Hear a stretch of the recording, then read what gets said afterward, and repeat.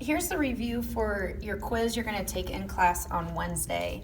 So these are all just book problems. There's going to be 5 book problems. So my advice is that you write the problem down, and any notes you guys have you can use to help you on the quiz.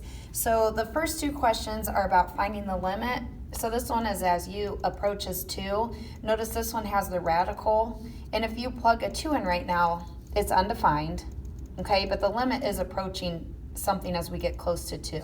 So if we would multiply the numerator and denominator by the conjugate, radical 4u plus 1 plus 3, and then when you FOIL this, that's just going to get rid of the radical and make 4u plus 1.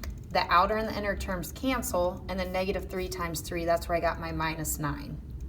So you guys probably recognize that's just 4u minus 8, and then I factored a 4 out of the numerator. On the denominator, don't feel like you need to actually try to multiply these. Just write them in parentheses to show multiplication. And then what you can see here is you can cross out the u minus 2. And then we're left with this, and now you can actually plug a 2 into this problem. So you're going to get radical 9, which is 3 plus 3 on the bottom. So we have 4/6. So the limit is approaching 2/3. So if you see one with a radical, you just want to multiply by the conjugate and everything should kind of work out. I'd also write down question number 16 on page 107. Again, if you would try to plug a negative 1 in from the beginning, it won't work. This would equal 0. So what we need to do instead is factor. And when you factor, you can cancel. And now we're left with 2x plus 1 over x minus 3. And we can plug in, now you can plug in a negative 1. And you're going to end up with negative 1 over negative 4, or 1/4. All right, question number 3 has a graph. It's page 96, number 4. So if you want to see the graph more clearly, you might want to look in your book at this or write this down. There's an open circle right here. This is a closed circle. This is an open circle. So the limit as x approaches 2, and remember that negative means from the left. So here's our 2. As we approach from the left, it looks like we're about at this point, which is at 3. That's how high that is. So that's why we have 3. The limit as x approaches 2 from the right, well, it's coming from this side. It looks like we're headed for about right here, which is 1. I guess I could put a 1 right there, a 3 right there. Okay, so then the limit as x approaches 2, since we led to different answers, since your negatives and positives don't agree, that's when you write does not exist. Now f of 2 means what is the actual value at f of 2. So at f of 2, we have an open circle here and a closed circle. It's your closed circle answer, which is 3. The limit as x approaches 4, well, as we approach from the left, it looks like we're headed for this point.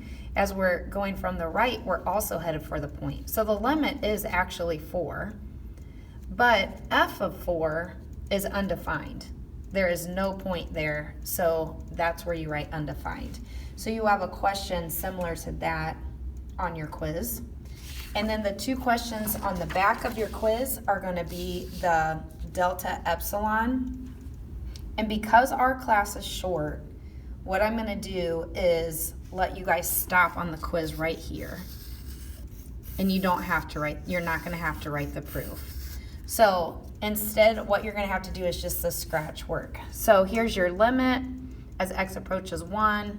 This is your function, and this is your answer to your limit. So that's the 1 is your a value.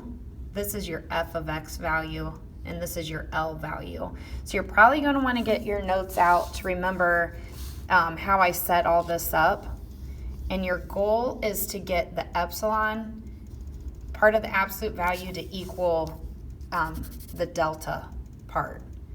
And so you can kind of look at my math, but I got common denominators. I think we did this exact problem in class. So look over your notes for that.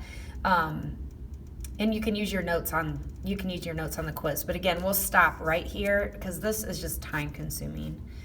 And finally, the last question is going to be an IVT problem.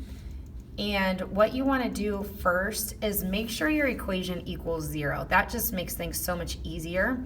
Set your equation equal to 0. This is your A value, and this is your B value, and this is your N value. So Oh, I kind of did that backwards. That's okay though. You can do as your A and B, whatever order. I think I just did the bigger number as A and my smaller number as B.